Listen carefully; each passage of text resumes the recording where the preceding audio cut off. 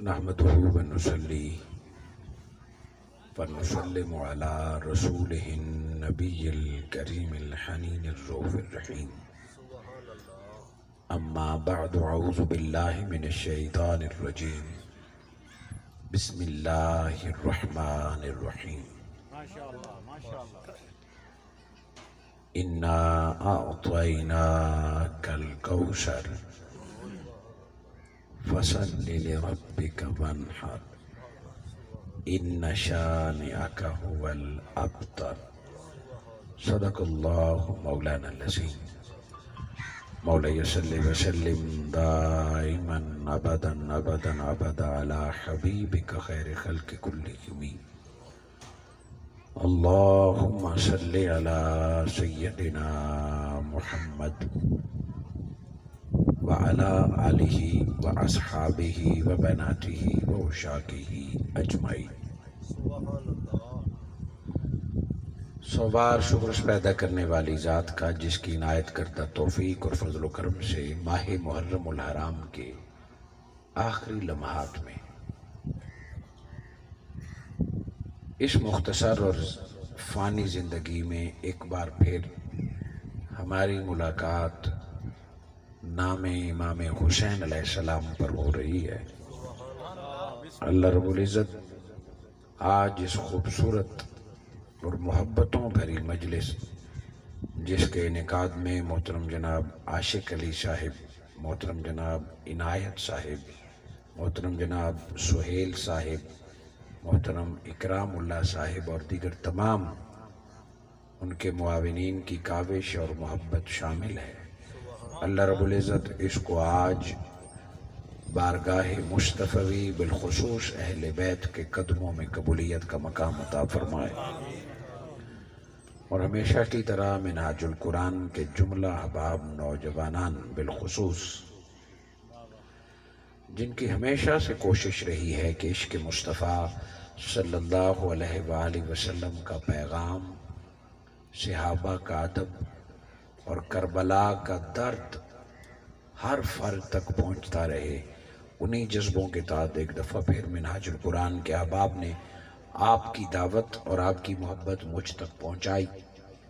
اللہ اور اس کے پیارے رسول صلی اللہ علیہ وآلہ وسلم کے کرم اور اہل بیت کی عنایات سے ایک دفعہ پھر آپ اور میں ایک دوسرے کو دیکھ رہے ہیں، سن رہے ہیں. ہوتا وہی ہے جو اللہ اور اس کے رسول کو منظور ہوتا ہے.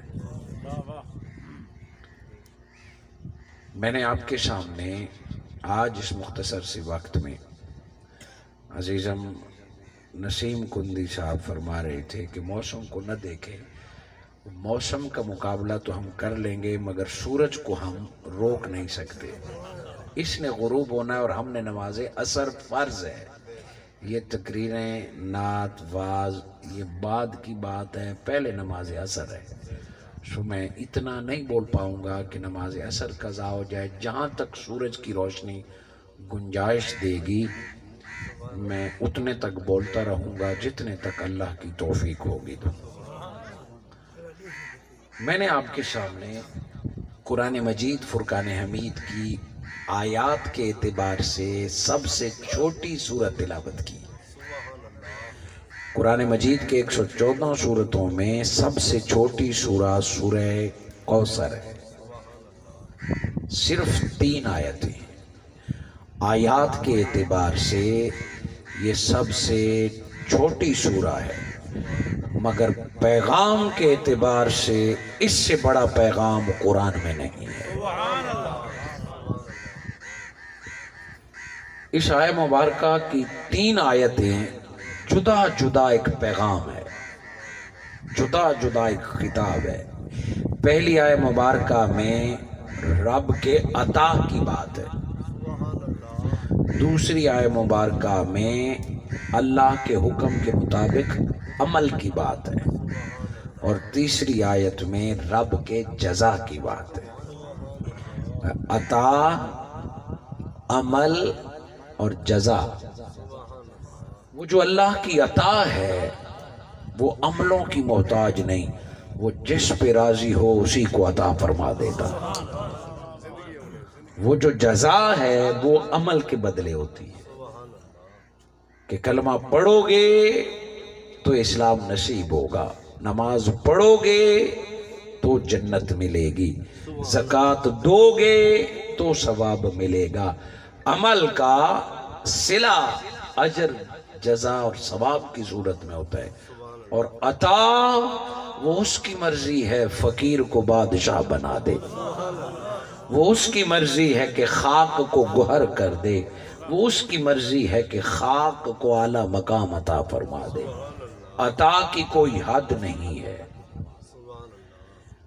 اس سورہ مبارکہ میں اللہ رب العزت اپنے پیارے مصطفیٰ صلی اللہ علیہ وآلہ وسلم سے مخاطب ہے، لفظوں میں کوئی دوسرا بندہ اس سے مخاطب نہیں، کا کی ضمیر جو ہے وہ ایک فرد کے لیے مخاطب کے لیے۔ اللہ رب العزت نے فرمایا اِنَّا أَعْطَيْنَاكَ الْكَوْثَرَ، میرے مصطفیٰ اللہ نے صرف آپ کو کا کی ضمیر بتا رہی ہے کہ رب اپنے پیارے محبوب سے مخاطب ہے، اے میرے مصطفیٰ رب نے آپ کو کثرتوں کا مالک بنا دیا ہے، رب نے آپ کو کثیر خیر کثیر عطا فرمایا ہے، بے پناہ رب نے عطا فرمایا آپ کو۔ فَصَلِّ لِرَبِّكَ وَانْحَرْ، بس رب نے آپ کو عطا فرما دیا، اب آپ اپنے رب کی نماز پڑھیے اور قربانی دیجئے۔ یعنی نماز پڑھے، پہلے نماز کا ذکر ہے پھر قربانی کا ذکر ہے۔ نماز اور قربانی اعمال ہیں، اس کے بدلے میں کیا ملے گا؟ اِنَّ شَانِئَكَ هُوَ الْأَبْتَرُ، میرے مصطفیٰ آپ نماز اور قربانی کا اہتمام کریں، اللہ آپ کے سارے دشمنوں کو مٹا دے گا، بے نام و نشان اور ابتر کر دے گا۔ عطا کون سی ہے تھوڑی دیر میں وہ دیکھیں گے، پھر عمل کون سا ہے، پھر جزا کون سی ہے۔ نتیجہ یہ بتایا کہ اللہ آپ کے دشمنوں کو ختم کر دے گا، آپ کے دشمنوں کی جڑ کاٹ دے گا۔ ہم میں سے جتنے بھی ہیں ہم کسی نہ کسی دشمنی کا شکار ہیں۔ زمین پہ انسان کا انسان حاسد ہوتا ہے، انسان کا انسان دشمن ہوتا ہے، ہر کسی کا کوئی نہ کوئی دشمن ہے، کسی کے اپنے گھر میں حاسد، کسی کے اپنے خاندان میں حاسد، کسی کے اپنے علاقے میں حاسد، ہر انسان کو کہیں نہ کہیں سے کہیں تکلیف ہوتی ہے، کوئی نہ کوئی ہے جو تجھے برداشت نہیں کرے گا، کوئی نہ کوئی ہوگا جو تیری خوشی برداشت نہیں کرے گا، تیری دولت برداشت نہیں کرے گا، کوئی کھل کے سامنے آتا ہے اور کوئی بغض حسد اناد دل میں رکھتا ہے۔ وہ جو بزدل ہوتا ہے وہ منافقت کرتا ہے، وہ جو بزدل ہوتا ہے وہ سازشی ہوتا ہے، وہ جو ڈرپوک ہوتا ہے وہ پیٹھ پیچھے باتیں کرتا ہے۔ جرت والا دشمن سامنے ڈٹ جاتا ہے، سچا دشمن پیچھے سے نہیں وار کرتا، وہ سامنے آسا ہے۔ یہاں اللہ رب العزت نے فرمایا اِنَّ شَانِئَكَ هُوَ الْأَبْتَرُ، شان سے مراد دل میں بغض حسد اناد رکھنے والا ہے، کسی کی جرت نہیں کہ وہ نبی کے سامنے ڈٹ کے کھڑا ہو، ہاں دل میں حسد رکھنے والا، سازشیں کرنے والا، غیبتیں کرنے والا، مصطفیٰ کے شان و شوکت کو برداشت نہ کرنے والا، میرے مصطفیٰ یہ جو جتنے منافق ہوں گے، یہ جو جتنے سازشی ہوں گے، یہ جو جتنے آپ کے جان کے دشمن ہوں گے، سامنے نہیں آ سکیں گے، مگر رب وعدہ کرتا ہے آپ نماز پڑھیے، قربانی دیجیے، اللہ ساروں کو ذلیل و خوار کر دے گا۔ یہ آپ نے آیت سمجھی ہے۔ آج اپنے حالات کو دیکھ لیں، ہم میں سے کسی کا انسان دشمن ہے تو کوئی اپنا آپ دشمن ہے، ہم میں سے کئی لوگ اپنے دشمن بنے ہوئے ہیں، کسی کا نفس دشمن ہے، کسی کا شیطان، ہر کسی کا شیطان دشمن ہے۔ یہ کوئی نہیں کہہ سکتا کہ میں ہوں بندہ مگر میرا کوئی دشمن نہیں ہے، میں ہوں بشر مگر میرا کوئی حاسد اور مخالف نہیں ہے۔ غلط فہمیاں بھی ہوتی ہیں اور حسد والے بھی ہوتے ہیں۔ جب ہمیں کوئی دکھ درد اور تکلیف پہنچے، بڑے پتے کی بات تاکہ میں موضوع کو آگے آسانی سے سمجھا سکوں، جب ہمیں زندگی میں کسی دشمن کا سامنا کرنا پڑتا ہے، کسی حاسد کا سامنا کرنا پڑتا ہے، گھر میں بھی باہر بھی ہم پریشان ہو جاتے ہیں، یا تو ہم بدلہ لیتے ہیں انہی کی طرح کہ اس نے گالی دی، ہم نے گالی دی، اس نے سازش کی، ہم نے کی، مگر مومن کی یہ شان نہیں کہ وہ اسی طرح بدلہ لے. اور جو بدلہ نہ لے سکے، پتہ ہے وہ کیا کرتا ہے؟ وہ پریشان ہوتا ہے، پھر دم درود کے لیے پیروں کے پاس جاتا ہے، جادوگروں کے پاس جاتا ہے، عالموں کے پاس، عاملوں کے پاس جاتا ہے. کیا؟ میری بہو نے گھر خراب کر دیا ہے. کوئی کہتا ہے میری ساس میری جان کی دشمن ہے. کوئی کہتا ہے بھرا راؤں نہیں رہتا جی. اپنے بھائیوں کے خلاف، اپنے چچا کے خلاف، اپنے بھتیجوں کے خلاف. کوئی عامل کے دروازے پر بیٹھا ہے، کوئی جادوگر کے دروازے پر بیٹھا ہے، کوئی دم درود تعویذ، کوئی پانی دم کر کے لا رہا ہے، کوئی نمک دم کر کے لا رہا ہے. مقصد یہ نہیں ہوتا کہ دم دے دیں رب راضی ہو جائے، پیر صاحب تعویذ دے دیں مجھے نماز مل جائے. دم درود تعویذ اپنے دشمنوں کے خاتمے کے لیے ہے اور اپنے راہ ہموار کرنے کے لیے ہے. آج کیوں پیروں کے دروازوں پہ جانا پڑتا ہے؟ آج کیوں عاملوں، آج کیوں جادوگروں، آج کیوں ہاتھ دیکھنے والوں کے ہم محتاج ہیں؟ آج کیوں ہم جادوگروں کے محتاج ہیں؟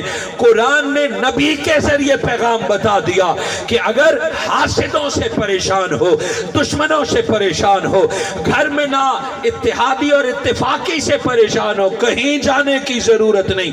میرے مصطفیٰ یہ تعویذ، یہ نسخہ اپنی امت کو بتا دیجئے.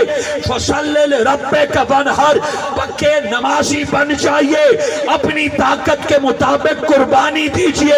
جو نمازی بنے گا، جو اپنی طاقت کے مطابق قربانی دے گا، اس کے سارے دشمن ختم ہو جائیں گے. نہ نظر رہے گی، نہ جادو رہے گا، نہ تعویذ رہے گا. بس دو کام مسلمان پکے کر لے، پکا نمازی اور پکا قربانی دینے والا بن جائے، اللہ سارے رستے آسان فرما دے گا. نبی نے ہر کسی کو قرآن کا نسخہ بتا دیا ہے کہ کہیں جانے کی ضرورت نہیں، بس یہ دو نسخے، یہ دو کام اپنا لے، زندگی بھی سکون سے بیتے گی، قبر بھی منور ہو جائے گی اور جنت بھی تیری ہو جائے گی. یہ جزا کی بات ہے جو ہم میں سے ہر کسی کی ضرورت ہے.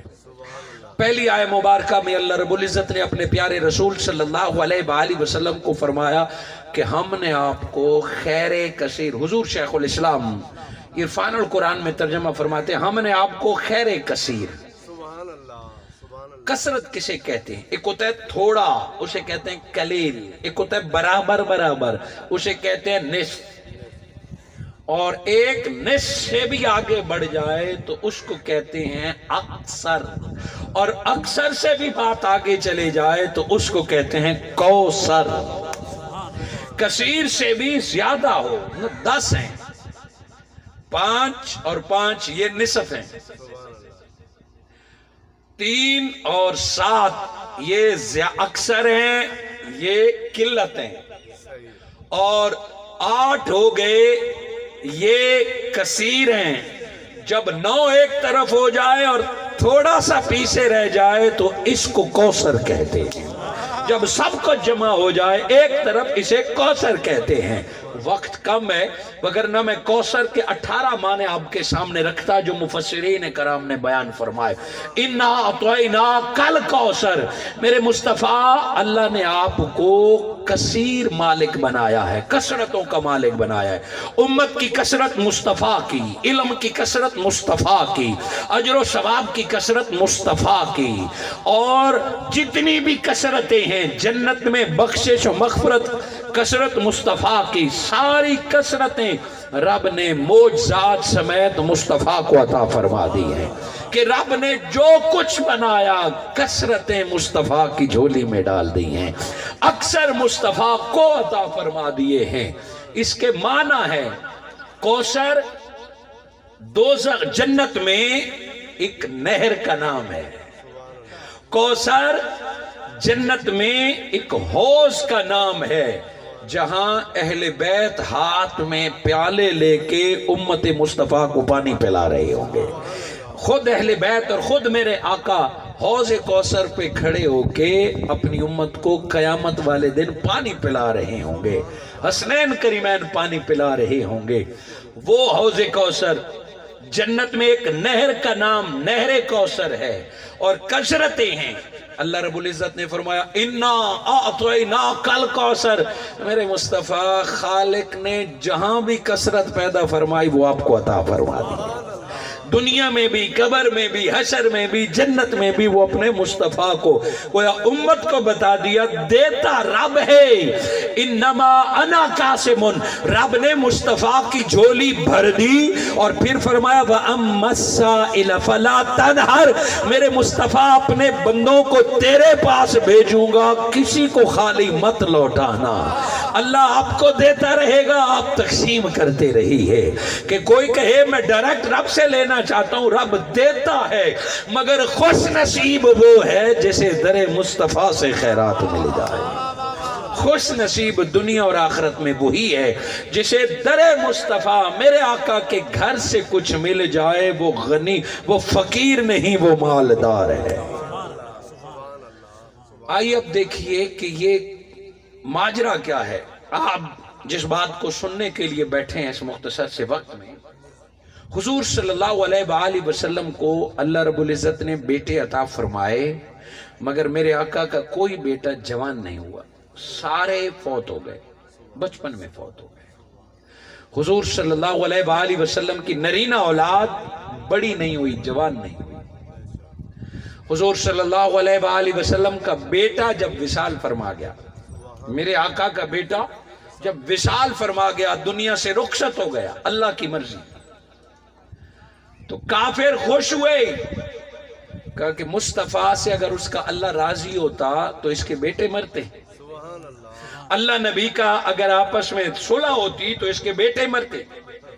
ये कहा और दूसरों ने कहा देखो हमारे बुतों को मोहम्मद मुस्तफ़ा बुरा भला कहते थे, हमारे खुदाओं ने, लात उज़्ज़ा ने, हमारे खुदाओं ने मोहम्मद की नस्ल ही खत्म कर दी है। क्योंकि अरब जमाने में जिसके बेटे नहीं होते थे, आज भी यही उसूल है, जिसके बेटे ना हो तो लोग कहते हैं बुआ बंद ही गया, नस्ल खत्म हो गई। बेटे बेटियां जितनी भी हों, जिनके बेटे नहीं, लोग अफसोस करते हैं शुद्ध पुत्र को नहीं। बेटियां पढ़ी लिखी हो, कसीर हो, मगर नस्ल, खानदान और शजरा जमाने में बेटों से चलता था और चलता है। जिनके बेटे ना हो उनके शजरे का दरवाजा बंद, उनकी विरासत का दरवाजा बंद, खत्म। ये उसूल था और उसूल है। हुजूर सल्लल्लाहु अलैहि वसल्लम का जब बेटा फौत हुआ, एक गम बेटे के फौत होने का है, दूसरा कुफर ने, मुशरिकों ने ताने शुरू कर दिए कि बेटा फौत हो गया, कब तक मोहम्मद मुस्तफ़ा हमारी मुखालफत करेगा, बाद में नस्ल ही नहीं है, बाद में कोई नाम लेने वाला नहीं होगा, मोहम्मद माज़अल्लाह अबतर हो गए, जड़ कट गई है मोहम्मद की, तो नस्ल भी खत्म हो गई है। ये ताने देने लगे कि अल्लाह ने मोहम्मद का बेटा मार दिया, अस्तगफिरुल्लाह, या हमारे बुतों ने मार दिया, अब नस्ल नहीं चलेगी, अब बात खत्म हो गई। एक गम बेटे का था और दूसरा गम ताने का था। मेरे आका के दिल पर बोझ आ गया, हुजूर की आंख नम हो गई जब मेरे आका के दिल पे बोझ आया, मेरे ताने सुन के। और जब आका की आंख नम हुई तो जिब्राइल अलैहिस्सलाम आए, फरमाया बेटा फौत हो गया। रब फरमा रहे मेरे मुस्तफ़ा गम न कीजिए, इन्ना तोइना कल कौसर, रब ने आपको कौसर का मालिक बना दिया है, रब ने आपको कसरत का मालिक बना दिया। बेटा फौत हुआ और जिब्राइल आयत लेके आए। अब मैंने इसका तर्जुमा किया था कि इससे मुराद कुरान, इससे मुराद इल्म, इससे मुराद उम्मत, इससे मुराद दौलत, इससे मुराद उम्मत, इससे मुराद बख्शिश, इससे मुराद जन्नत, कई माने हैं। अब लोग ताने दें कि बेटा फौत हो गया, जिब्राइल अलैहिस्सलाम कहेंगे गम न कर, जन्नत आपकी। लोग कहें बेटा फौत हो गया, जिब्राइल अलैहिस्सलाम फरमाए ना तैन कल कौसर, अल्लाह ने बड़ा कसीर इल्म अता फरमाया। उस्ताजुल मुकर्रम हुजूर शेखुल इस्लाम डॉक्टर मोहम्मद ताहिरुल कादरी मद्दजिल्लाहुल आली सारे माना बयान फरमाते हैं कि ये सारे माना दुरुस्त। इस मौके पर बेटा फौत हुआ है तो इस मौके पर हुजूर क्या सुनना चाहते हैं, अल्लाह क्या फरमाना चाहता है। सादा सी मिसाल कि ये हमारा माइक किस पे चल रहा है, बिजली पे चल रहा है ना, जनरेटर पे चल रहा है। पेट्रोल खत्म हो गया, اور ساؤنڈ بند ہو گیا، اللہ نہ کرے، ہوا ساؤنڈ بند ہے اور کوئی اٹھتا ہے کہ ساؤنڈ بند ہو گئے، اب پریشان نہ تھیو، میں چاند آرڈر دے دیتے جی، پریشانی ہماری آواز نہیں، اور کہ میں چاک چھوڑیے جی، ہم اب چائے سے بھی نہیں خوش ہوتے، اس کے بعد پھر پریشان، کوئی ادھر سے اٹھتا ہے اور وہ کہتا ہے، ملازم صاحب کہتے ہیں نہیں پریشانی کی ضرورت ہی نہیں، میں حلوہ کھایا نہیں، میٹھا ہے اچھا لگتا ہے، مگر اب حلوے سے بھی لوگ خوش نہیں ہوئے، نہ چائے سے نہ حلوے سے، کوئی بندہ دوڑتا ہوا آئے گا اور کہے گا میں پیٹرول گھن آیا جی، بس اس کی بات سن کے ہماری سانس چلے گی کہ اتنی محنت کی اور پیٹرول ختم ہو گیا، وہ اس وقت ضرورت ہماری پیٹرول کی تھی، جنریٹر کی تھی، چائے حلوہ کھانے ہماری ضرورت تھی، مگر اس وقت ان کا مزہ نہیں آئے گا۔ یہ وقت ہے نسل مصطفیٰ کا، یہ وقت ہے میرے آقا کو کفر نے تانے دیے کہ نبی دا بوا بند، نبی کی نسل ختم، نبی صلی اللہ علیہ وآلہ وسلم کا کوئی نام لینے والا نہیں ہوگا، نبی مکرم کا نقصان ہو گیا، اور جبرائیل کہے آقا غم نہ کرے، جنت کی خوشخبری لے آیا ہوں، آقا غم نہ کرے میں قرآن لے آیا ہوں، آقا غم نہ کرے میں ثواب لے آیا ہوں، جبرائیل یہ ساری باتیں درست، کوئی ایسی بات کر کے مصطفیٰ مسکرا پڑے، کوئی ایسی بات کر کے آقا کے دل کا بوجھ ہلکا ہو گیا۔ حضور شیخ الاسلام فرماتے ہیں کہ بیٹا فوت ہوا، دنیا نے تانے دیے کہ بیٹا فوت ہو گیا، نسل ختم، جبرائیل علیہ السلام آئے، یا رسول اللہ غم نہ کیجئے، لوگوں کی نسلیں بھی چلے بیٹوں سے، اور آپ کی نسل بھی چلے بیٹوں سے، دنیا کے خاندان بھی چلے بیٹوں سے، اور آپ بھی محتاج ہو بیٹوں سے، نہ رب نے بیٹا لیا اس لیے ہے کہ دنیا کو پتا چل جائے کہ تم محتاج ہو بیٹے کے، رب مصطفیٰ کا بیٹا لے لیا، اب غم نہ کر، انا دوینا کل کوثر، میرے مصطفیٰ بیٹا نہیں ہے تو کیا ہوا، انا دوینا کل کوثر، رب نے آپ کو بیٹی فاطمہ کوثر عطا فرما دی۔ تکبیر، نعرہ رسالت، نعرہ حیدری، ذکر امام علی مقام، ذکر مصطفیٰ۔ کوثر اس خاتون کو کہتے ہیں جس کو اللہ کثرت سے اولاد عطا فرما دے، کوثر اس بی بی کا نام ہے جس کی اولاد بہت زیادہ ہو، کوثر اس کو کہتے ہیں، فاطمہ الزہرا کے پاک اسماؤں میں سے ایک نام کوثر ہے، فرمایا انا اعطیناک کل کوثر، یہ کہتے ہیں نا کہ بیٹا نہیں ہے، نسل ختم ہو جائے گی، رب نے سیدہ طیبہ فاطمہ الزہرا کا بابا بنا دیا آپ کو، لوگوں کی نسلیں چلے گی بیٹے سے، ان شان آقا هو الابتر، میرے مصطفیٰ یہ جو تانے دیتے ہیں ان کا کوئی نام لینے والا نہیں ہوگا، ان کا کوئی ذکر کرنے والا نہیں ہوگا، رب جو فاطمہ دے رہا ہے، زمین کے جس کونے میں قیامت تک چلے جاؤ گے، فاطمہ کے بیٹے سید لوگوں کے دلوں پر راج کرتے رہیں گے۔ تانے دینے والوں کے آج نام نہیں ہے، نہ ان کا شجرہ ہے، مدینہ سے لے کے کربلا تک، کربلا سے لے کے ان ریت کے ٹپوں تک جہاں جائیں گے، علی تیری اولاد سید ہمارے آنکھوں کا سرما بن گئے ہیں، آج بھی نسل مصطفیٰ ہے۔ انا اعطیناک الکوثر، اللہ نے فاطمہ الزہرا کا ذکر فرمایا ہے، گویا اہل بیت کے لیے اللہ نے خاتون کا انتخاب فرمایا ہے، سیدہ طیبہ فاطمہ الزہرا کو اللہ نے حسن بھی عطا فرمایا اور حسین بھی عطا فرمایا ہے۔ فصلی لربک وانحر، یہ دو حکم ہے کہ آپ نماز پڑھیں اور قربانی دیجئے، بہت پوری توجہ کریں تاکہ بات سمجھ آ جائے، نماز پڑھیں، قرآن حکم دے رہے ہیں، قرآن حکم سنا رہا ہے کہ اللہ فرما رہا ہے میرے مصطفیٰ آپ نماز پڑھیں، قرآن نازل ہوا جب ہمارے نبی کی عمر تھی 40 سال، کتنی تھی؟ آج قرآن کہتا ہے کہ آپ نماز پڑھیں، قرآن تو ہمارے آقا کو آج نماز یاد دلا رہا ہے؟ مکہ کے کافر کہتے ہیں کہ جب محمد مصطفیٰ کی عمر 25 سال تھی وہ تب سے نماز پڑھ رہے ہیں. جب 20 سال تھی تو آقا غار حرا جایا کرتے تھے. صحابہ کرام نے پوچھا یا رسول اللہ، جب آپ قرآن سے آنے سے پہلے آپ خانہ کعبہ میں نماز ادا فرمایا کرتے، ابھی قرآن نہیں آیا، ابھی لوگوں کا اسلام کو نہیں پتا، مگر حضور صلی اللہ علیہ وآلہ وسلم نماز ادا فرماتے تھے. صحابہ کرام پوچھتے تھے یا رسول اللہ، آپ کے ساتھ ایک خاتون ہوتی تھی چادر میں چھپی ہوئی اور ایک چھوٹا سا بچہ ہوتا تھا. میرے آقا نے فرمایا کہ اس وقت جب محمد مصطفیٰ نماز پڑھا کرتے تھے، چادر میں جو خاتون میرے ساتھ نماز پڑھتی تھی وہ فاطمہ الزہرا کی اماں خدیجۃ الکبریٰ ہوا کرتی تھی. یعنی دنیا ابھی کلمے سے نہیں واقف، لوگ ابھی اسلام سے نہیں واقف، ابھی جبرائیل زمین پر وحی نہیں لایا. فاطمہ کا بابا بھی نمازی تھا، فاطمہ کی اماں بھی نمازی تھی. اور یا رسول اللہ، وہ چھوٹا بچہ جو آپ کو دیکھ کے سجدے اور رکوع کیا کرتا تھا، میرے آقا نے فرمایا وہ بچہ جو میرے ساتھ بچپن میں نماز پڑھا کرتا تھا قرآن کے آنے سے پہلے، وہ حسنین کا بابا علی ابن ابی طالب ہوا کرتا تھا. دنیا ابھی نمازوں سے، روزوں سے، کلموں سے، قرآن سے، نبوت سے واقف نہیں ہے.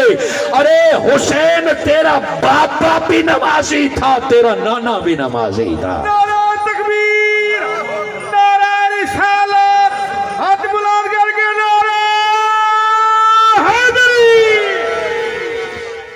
اے قرآن، تو آج میرے آقا کو حکم دے رہا ہے، اللہ کا پہنچا رہا ہے، میرے آقا تو پہلے سے نمازی ہے. اور پھر قرآن نے کہا قربانی دیجئے. قربانی کی بہت ساری قسمیں ہیں، مگر میں صرف اسی قربانی کی بات کرتا ہوں جو آپ اور میں دیتے ہیں. بکرے ذبح کرنا، بھیڑ ذبح کرنا، اونٹ ذبح کرنا، گائے ذبح کرنا. قربانی کا جب مہینہ آتا ہے تو ہم قربانی دیتے ہیں اور منڈیوں میں جاتے ہیں، بکرا ڈھونڈتے ہیں، سینگ دیکھتے ہیں، ٹانگیں دیکھتے ہیں، منہ کھول کے دانت دیکھتے ہیں. نہیں جی قربانی ہوئے بکرا سونا ہوئے، دانت بھی ٹھیک ہون، پیر بھی ٹھیک ہون. ہم منہ کھول کھول کے منڈیوں میں بکرا دے، تھوڑا سا ٹیڑھا چلے، سستا بھی ملے، ہم قربانی کے لیے. اب یہ بتائیے، یہ شرطیں کسی مولوی نے، کسی پیر نے، کسی محدث نے نہیں رکھی، یہ اللہ نے رکھی ہے.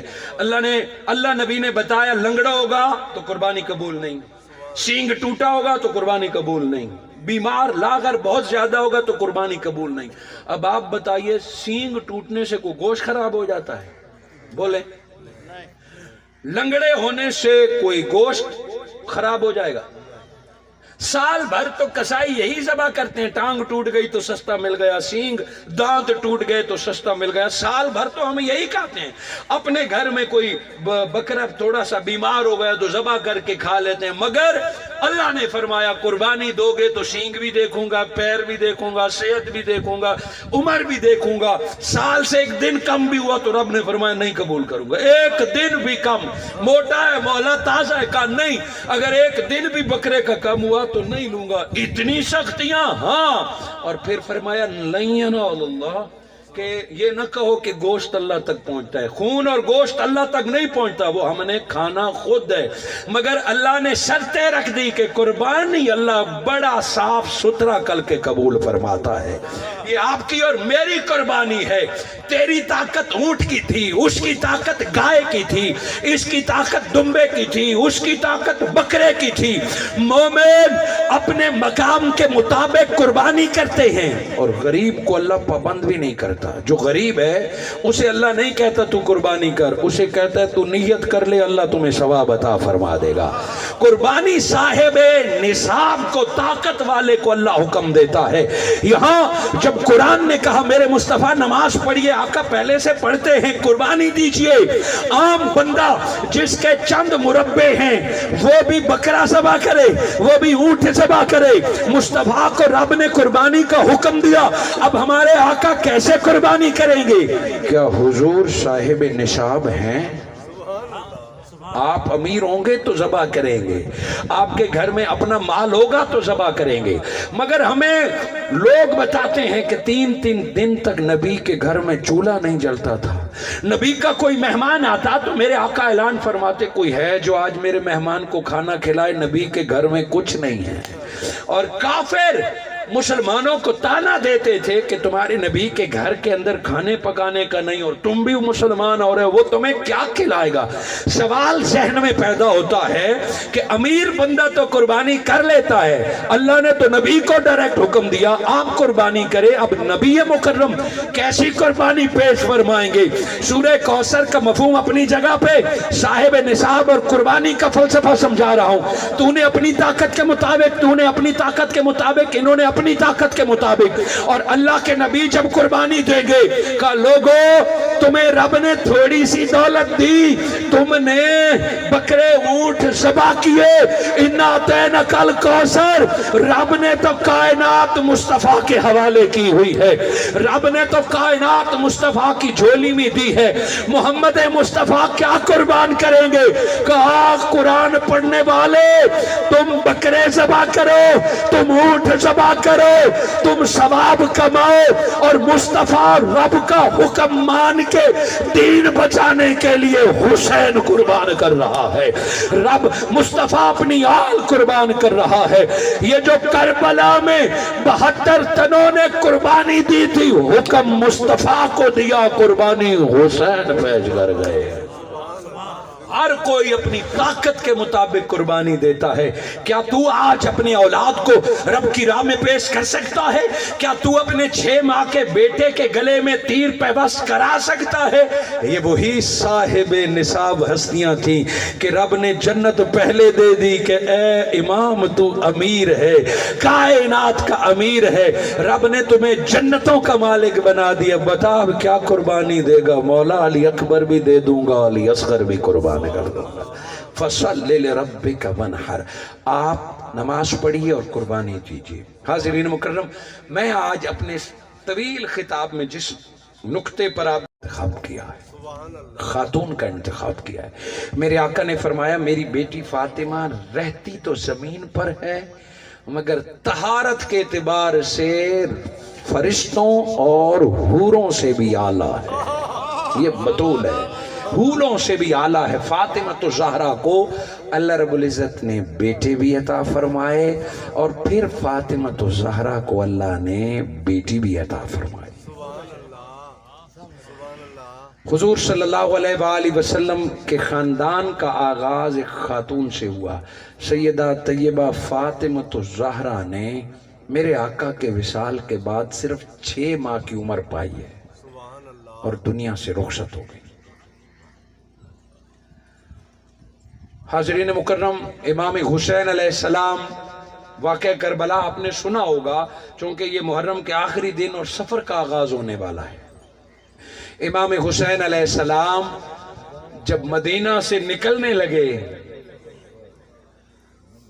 تو نوجوانوں کو تو ساتھ لیا، اپنے گھر کی خواتین، اپنی بہن سیدہ زینب کو بھی ساتھ لیا، اور اپنی ازواج، اپنی بیویوں کو، اور امام حسن شہید علیہ السلام کی اولاد کو بھی ساتھ لیا۔ امام حسین نے جب خواتین کو ساتھ لیا، بچوں کو ساتھ لیا، تو اہلیان مدینہ نے رستہ روکا، حسین آپ جائیں، خواتین کو نہ لے جائیں، آپ جائیں، بچوں کو نہ لے جائیں۔ حضرت علی اصغر بن حسین کی عمر صرف 2 ماہ تھی، جسے آپ کہتے ہیں نا چلیے دبال، حضرت علی اصغر ابھی چلیے کے بال تھے، ان کی ماں کو بھی ساتھ لیا اور حضرت علی اصغر کو بھی ساتھ لیا، اور یہ قافلہ چل پڑا، مدینہ چھوڑ کے مکہ آیا، اور مکہ میں 4 ماہ کا قیام کیا۔ حج سے یہ قافلہ پھر کربلا کی طرف جاتا ہے، مکہ سے یہ قافلہ کربلا کی طرف جاتا ہے، خواتین ساتھ ہیں۔ امام حسین علیہ السلام پر بہت سارے اعتراضات کے ساتھ ایک یہ اعتراض تھا کہ خواتین کو کیوں لے گئے، بچوں کو نہیں لے جانا چاہیے، خواتین کو، لوگوں کی سمجھ نہ آئے۔ مگر جب علی کا شیر بولتا دلائل دیتا تو ہر کوئی خاموش ہو جاتے. مکہ سے نکلتے ہوئے صحابہ کرام نے رستہ روکا کہ نہ لے جائیں، نہ جائیں، یزید آپ کے خون کا پیاسا ہے، نہ لے جائیں. حاضرین مکرم، امام حسین علیہ السلام اپنے پورے خاندان کو لے کے چل پڑے. اور یہ قافلہ کربلا پہنچتا ہے محرم کے آغاز میں. مرد واپس گئے ہیں مگر کوئی خاتون قافلہ حسین سے پیچھے نہیں ہٹی. حضور صلی اللہ علیہ وآلہ وسلم کی اولاد کربلا پہنچتی ہے اور وہاں ڈیرے لگائے جاتے ہیں، آپ کا رستہ روکا جاتا ہے. 125 لوگوں کو روکنے کے لیے 4000 ہٹے کٹے تلواروں کے ساتھ 125 حسین کے قافلے میں. ساروں کے پاس گھوڑے نہیں، ساروں کے پاس اونٹ بھی نہیں، اور ہر مرد کے پاس تلوار بھی نہیں. یہ تو تلوار نیزے اور تیر کے پاس ہے، کھانا پینا بھی نہیں ہے، راشن بھی نہیں ہے، بچوں کو کھلانے پلانے کے لیے بھی کچھ نہیں ہے. امام کے ساتھ یہ قافلہ کربلا پہنچتا ہے. خواتین کے لیے امام حسین علیہ السلام نے خیمے پیچھے لگائے، پھر اپنے مردوں کے لگائے، پھر امام حسین نے اپنے آوان اور قربانی دینے کو، اور سب سے پہلے ابھی جس غازی عباس کا ذکر سن رہے تھے، سب سے پہلے دشمن کے سامنے حضرت عباس نے اپنا خیمہ لگایا ہے. حضرت عباس نے سب سے پہلے اپنا خیمہ کیوں لگایا ہے؟ فرمایا مجھے رب نے زندگی ہی حسین کی حفاظت کے لیے دی ہے. حضرت فاطمہ الزہرا جب دنیا سے رخصت ہو گئی، حضرت فاطمہ الزہرا کی زندگی میں حضور صلی اللہ علیہ وآلہ وسلم نے حضرت علی کو شادی سے منع فرمایا تھا.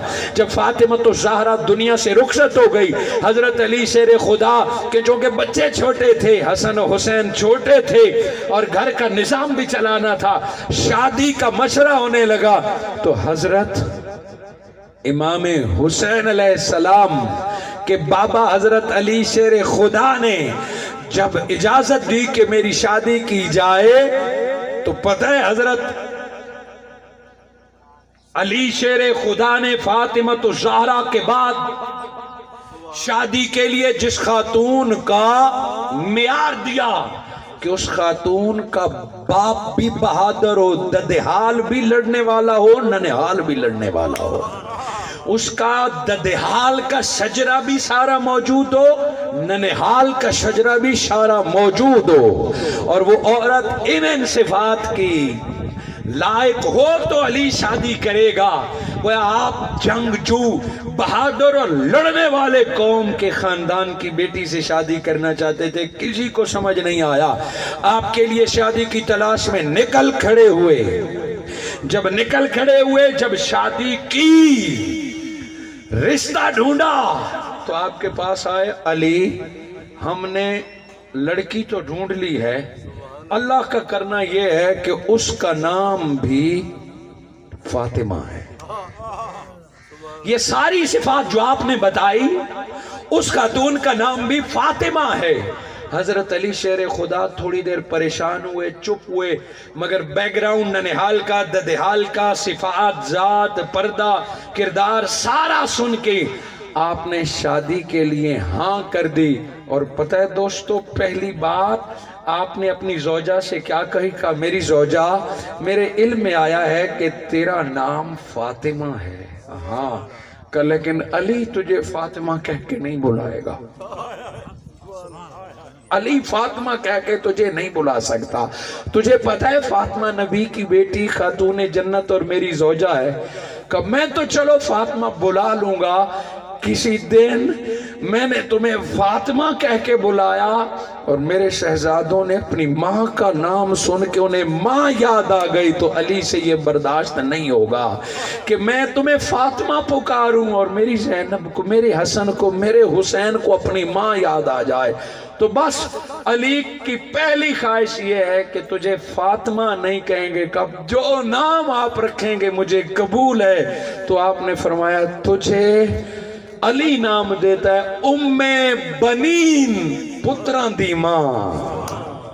उम्मे बनीन का माना आपकी जबान में पुत्रां दी मां का मैं अली तुम्हें पुकारूंगा उम्मे बनीन, पुत्रां दी मां। उसने कहा मुझे कबूल है। लोग असल नाम तक नहीं जानते थे अली की ज़ौजा उम्मे बनीन। अल्लाह रब्बुल इज़्ज़त ने बेटा अता फरमाया और हज़रत अली शेर खुदा ने उसका नाम अब्बास रखा। और अब्बास रखने के बाद हज़रत अली शेर खुदा ने उसकी अपनी तरबियत की।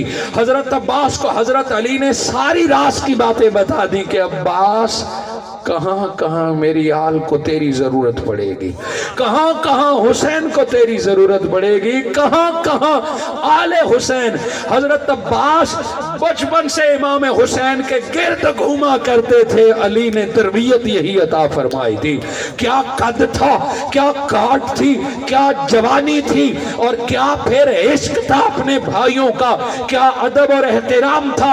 गोया या रब की नमाज होती थी या अब्बास हुसैन हुसैन किया करता था। उमर इसी वफा में गुजरी कि करबला आ गया और करबला में भी हजरत अब्बास का खैमा सबसे पहले लगा हुआ। अब्बास ये खैमा सबसे पहले क्यों लगा रहे हो? का पहला तीर सीना अब्बास का, पहली तलवार गर्दन अब्बास की, पहला नेजा तन अब्बास का। अब्बास और आले अब्बास पहले कुर्बान होंगे, फातिमा की औलाद की तरफ दुनिया बाद में देखेगी। ये अभी हजरत अब्बास के नाम पे जो आंखें नम हो रही थी, ये वो वफा अब्बास है। और यही वो अब्बास है जिसने नन्ही शकीना को 2 घूंट पानी पिलाने के लिए अपने हाथ कटवा दिए थे, अपने हाथ कटवा दिए कि भतीजी को 2 कतरे पानी के पहुंचा दूं। मगर जालिमों ने पानी नहीं पहुंचाया। ये नहीं कहा भाई हुसैन आप माफ कर दें, का भाई हुसैन भतीजी को कहे माफ कर दे, चाचा अपना वादा पूरा नहीं कर सका, पानी नहीं पहुंचा सका। हाज़रीन मुकर्रम, ये करबला का मंजर है। वक्त ये वही है जिस वक्त इमाम हुसैन शहीद हो चुके थे, ये वो वक्त वही है। इसी तरह की आखिरी शाम थी 10 मुहर्रम उल हराम की।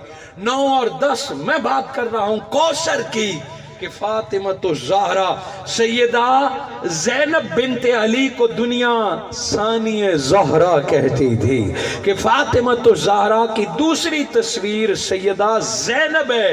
इमाम हुसैन सैयदा ज़ैनब को करबला लेके आए। आज कुछ अकल कि अंधों को सैयदा ज़ैनब के आने पे एतराज होता है और कहते हैं सैयदा ज़ैनब के शौहर ने आने की इजाजत नहीं दी थी। अहलियान थल सुने, हजरत ज़ैनब का जब निकाह होने लगा था अपने चचाजाद से, जब हजरत ज़ैनब खातून थी, निकाह होने लगा था, सब कुछ तय हो गया, तो निकाह खान ने पूछा कि तुझे निकाह कबूल है? का मेरे शौहर से पूछो, मेरी एक शर्त है, अगर वो से कबूल है तो मुझे ये निकाह कबूल है। आपके शौहर ने पूछा क्या शर्त है? का वो मियाँ बीवी का मामला है, तुम्हें तन्हाई में बताऊंगी। शौहर करीब आया, हाँ करने से पहले शर्त ये थी कि मेरे सरताज ज़ैनब बिनते अली तेरी हर बात मानेगी, मगर आज ज़ैनब की ये बात लिख लो, जिस दिन हुसैन मदीना छोड़ेगा मैं जिस हालत में होंगी अपने हुसैन के साथ जाऊंगी। जब भी हुसैन निकलेगा, वो शौहर को पता नहीं था ये क्या है, कहा या मेरे साथ वादा करो कि निकाह की एक ही शर्त है। लोगों के कार बंगले कोठियां होती हैं आज, उस जमाने में भी ऐसी शर्तें होंगी, मगर अली की बेटी शर्त रख रही है जिस दिन मेरा भाई निकलेगा मैं अपनी औलाद अपना शौहर सब को छोड़कर अपने भाई हुसैन के साथ जाऊंगे। दुनिया को क्या खबर, दुनिया कहती है हुसैन बहन क्यों ला रहा है, अरे तुम्हें नहीं पता हुसैन नहीं ले जा रहा, बहन खुद जा रही है। रब ने इस खानदान के लिए खवातीन का इंतखाब कर लिया। दोस्तों, करबला से रवाना होते वक्त एक बहन और भी थी जो बड़ी रोई। इमाम हुसैन की एक छोटी बेटी थी, वो बीमार थी, उसे साथ नहीं ले जाया गया। उसने मिन्नत समाजत की, वो रोई, वो तड़पी। मगर इमाम हुसैन का फैसला था कि नहीं जाएंगे। जब वो बहन तड़पी रोई तो जवान भाई और बहनों का बड़ा लाड प्यार होता है। भाई अली अकबर ने बहन को सीने से लगाया कि बहन भिरा दवा दे, तू कुछ दिन मदीने में रह, भिरा ते को गिनवे सी। सैयदा ज़ैनब की बेटी हजरत इमाम हुसैन की बेटी ने अपने वीर अली अकबर के वादे को मान लिया और मदीना में रह गई और काफले को पीछे से देखते हुए रोती रही। बीमार थी, भाई ने वादा कर लिया हुसैन के साथ बहन जा रही है। अली अकबर की बहन मदीने रह गई है। हुसैन बहन को ले गया। अली अकबर अपनी बहन के साथ वादा कर गया कि बहन तू सबर कर, वीर ले जाएगा। 1 माह, 2 माह, 3 माह, 4 माह गुजर गए, बहन को वीर लेने नहीं आया। काफला मक्का से निकला करबला गया और इमाम हुसैन की बेटी मदीना में रोज तकती है कि आज भाई आएगा। चूंकि इमाम कभी वादा खिलाफी नहीं करते, अली का खून कभी वादे से नहीं फिरता, वो बहन रोज मदीना का रास्ता तकती और शाम को पूछती मेरा भाई तो नहीं आया। कोई मुसाफिर रोज़ा रसूल की ज़ियारत पे आया तो अंदर एक बच्ची की रोने की आवाज़ आ रही है। वो मुसाफिर बाहर रुक गया कि मैं तो बड़ी देर से कब्र अनवर के पास जाता हूँ, ये हुजरे में कौन रो रहा है। लोगों ने बताया कि हुसैन की बेटी इधर रह गई है और हुसैन चला गया सुए करबला। ये दिन रात रोती है, न खाती है न पीती है, इसको हुसैन ने जाने की इजाज़त नहीं देती। अब वो जो ज़ाहिर मदीना था उसने बच्ची से पूछा बेटा मेरे लायक को खिदमत है, मेरी ड्यूटी लगाओ, मैं क्या कर सकता हूँ तेरे लिए, क्या लाऊं। उसने कहा और कोई ड्यूटी नहीं, बस मेरा वीर कहीं सामने आए ना, अली अकबर कहीं सामने आए, उसे यही कहना कि भेड़ा नाल इवें नहीं करीदा। बहनों के साथ ऐसा नहीं किया जाता।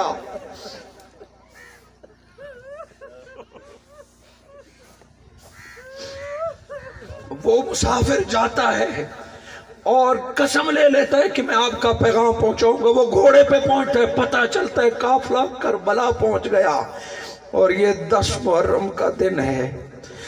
वो पैगाम जो बेटी और बहन का लेके 10 मुहर्रम को करबला को पहुंचा तो करबला आया। इमाम हुसैन ने देखा कि कोई सरपट घोड़ा दौड़ा के आ रहा।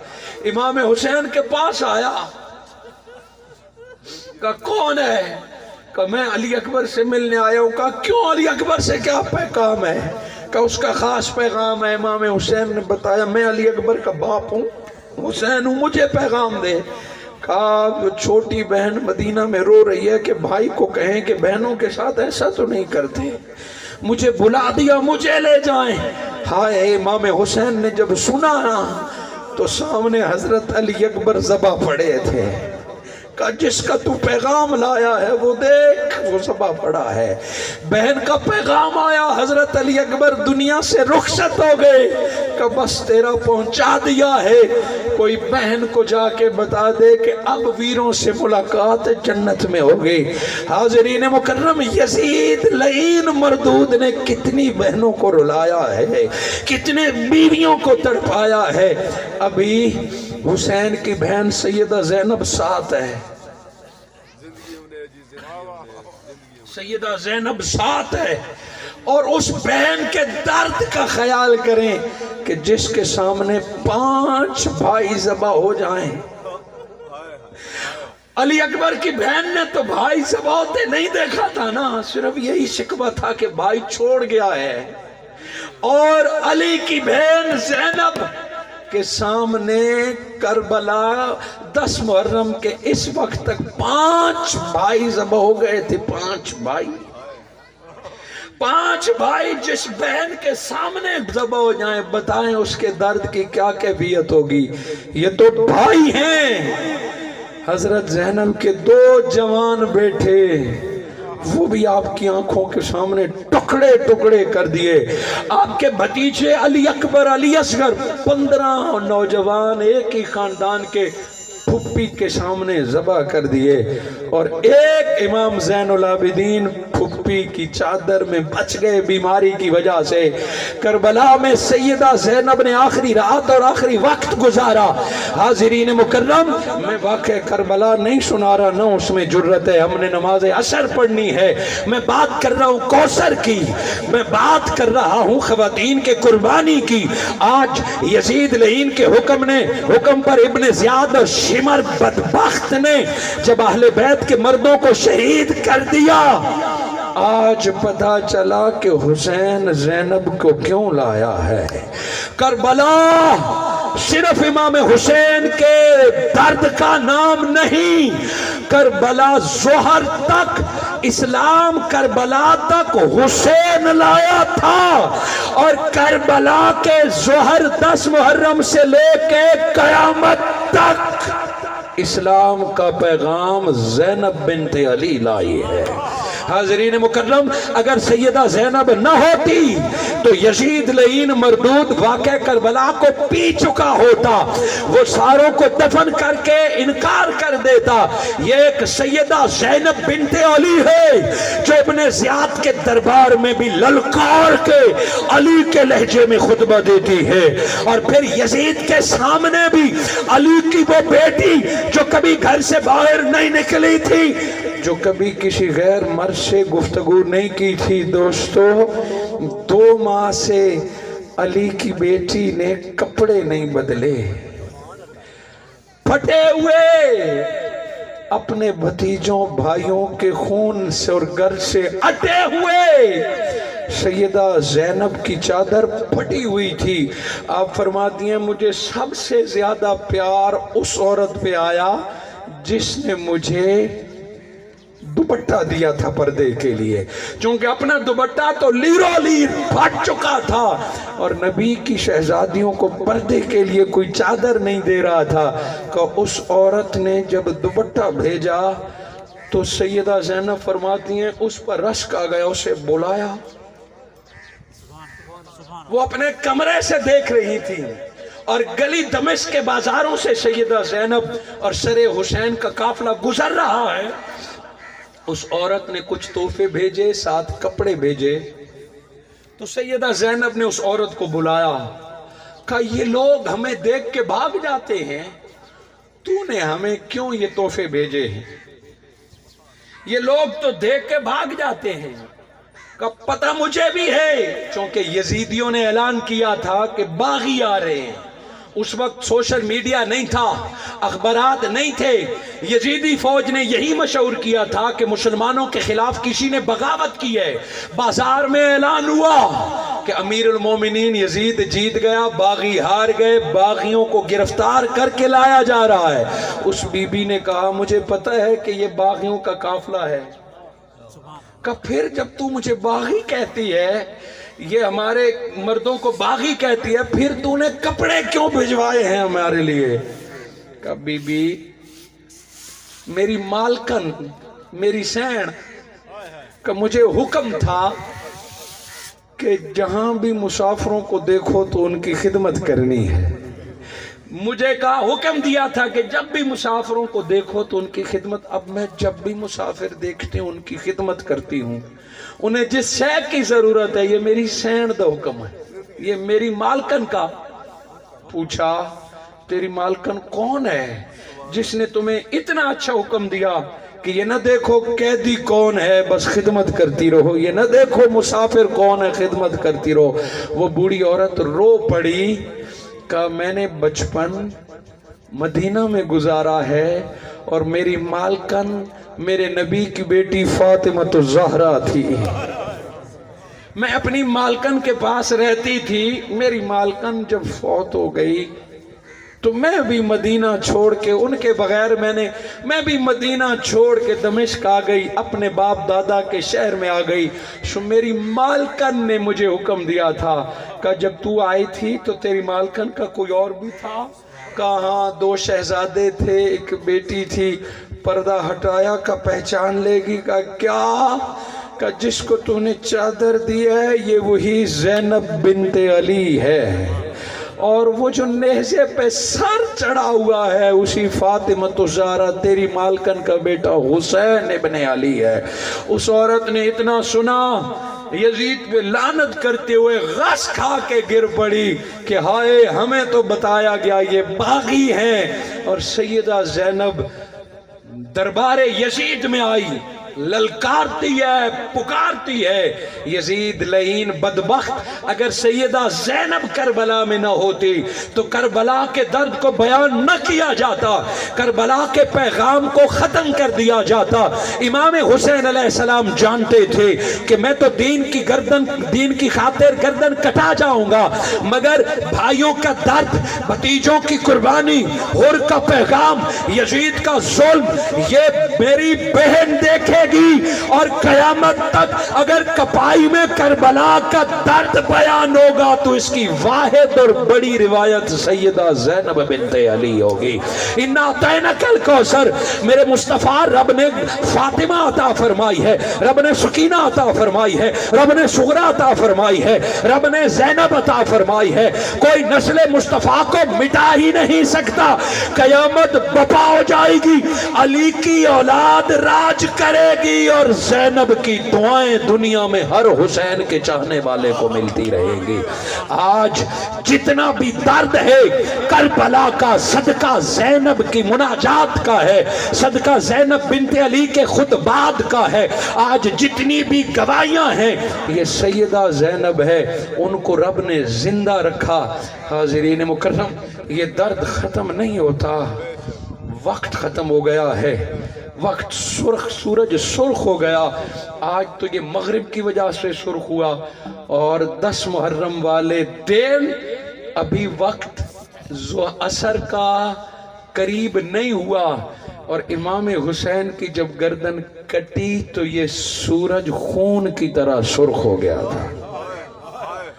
दर्द खत्म नहीं हुआ। हाज़रीन मुकर्रम, सैयदा ज़ैनब बिनते अली यजीद के दरबार में कैदी हैं, चलो कैद भी बर्दाश्त हो जाती है। 10 मुहर्रम यकम सफर हो गई, सैयदा ज़ैनब जहां पे बैठी है सामने भाई हुसैन का सर पड़ा हुआ है। उस बहन का दर्द का सोचें कि 1 माह पहले जिस भाई की शहादत हुई उनका सर उसी तरह खून में उसी तरह सामने रखा हुआ है। ताश्त में सैयदा ज़ैनब और यजीद लईन बदबख्त ने जब इजाजत दी सफर के महीने में कि काफिले को अब मदीना छोड़ाओ, हाय हाय आज भी अहले बैत के काफिले की सिपा सलारी सरे हुसैन कर रहा है। ये काफिला लुट के वापस भी जा रहा है तो आज भी पहले हुसैन, आते वक्त हुसैन घोड़े पे था और जाते वक्त हुसैन नेज़े पर है। ये काफिला जब चढ़ा, यजीद ने जिस सालार की ड्यूटी लगाई इन्हें मदीना छोड़ दे, सैयदा ज़ैनब ने फरमाया ए इस काफिले के निगरान, दुनिया में तो हमारे पास कुछ नहीं बचा कि तुझे मैं इनाम की लालच दूं। अली की बेटी हूं, हमारी बात मान ले, जन्नत की सूरत में इसका सिला दे दूंगी, मैदान हशर में सिला दे दूंगी। उस यजीद की सिपाही ने जब जन्नत की जमाना सुने, कहा बीबी क्या हुक्म है? कहा बस हमें पहले मदीना न ले जा, मदीना से पहले हमें करबला ले जा, हमें करबला ले जा। उसने मान लिया और काफिले को सरे हुसैन समेत करबला पहुंचाया। दोस्तों 20 सफर यानी इमाम हुसैन को शहीद हुए 40 दिन जिस दिन पूरे हुए, अली की बेटी सैयदा ज़ैनब अपने हाथों में भाई का सर लेके दोबारा करबला में दाखिल होती है। भाई का जिस्म 40 दिन पहले जमीन में है और सर मजलूम बहन के पास है। करबला में दाखिल होती हैं اور امام حسین کے قبر کے انور کی طرف جب بڑھتی ہیں، اب چونکہ آپ کی غیر موجودگی میں قبریں بنی تھیں تو کیسے پتہ چلے حسین کی قبر کیسے ہے، مگر دیکھا کہ قبر سے دو بندے لپٹ کے رو رہے ہیں، قرآن بھی پڑھ رہے ہیں، رو بھی رہے ہیں۔ وہ اٹھے قبر سے کہ کوئی اور کربلا میں آیا، ڈر کے مارے کوئی کربلا میں نہیں آتا تھا۔ وہ اٹھے تو ایک نوجوان تھا، دوسرا نابینا تھا۔ وہ قریب آئے تو وہ جو نابینا تھا وہ صحابی رسول حضرت عبداللہ بن جابر انصاری رضی اللہ تعالیٰ عنہ تھے۔ 80 سال سے زیادہ عمر تھے، مدینہ میں تھے، ساتھ ان کے نوجوان تھا۔ تو انہوں نے پہچان لیا کہ یہ لٹا پٹھا قافلہ دوبارہ کربلا آیا اور سر حسین بھی پاس ہے۔ پوچھا آپ کیسے ہوئے؟ تو حضرت جابر بن عبداللہ نے فرمایا کہ مدینہ میں جب اطلاع ملی کہ حسین اور آل حسین شہید ہو گئے تو میں اسی دن مدینہ سے نکل آیا اور امام حسین کی قبر پر اسی دن سے بیٹھا ہوا ہوں۔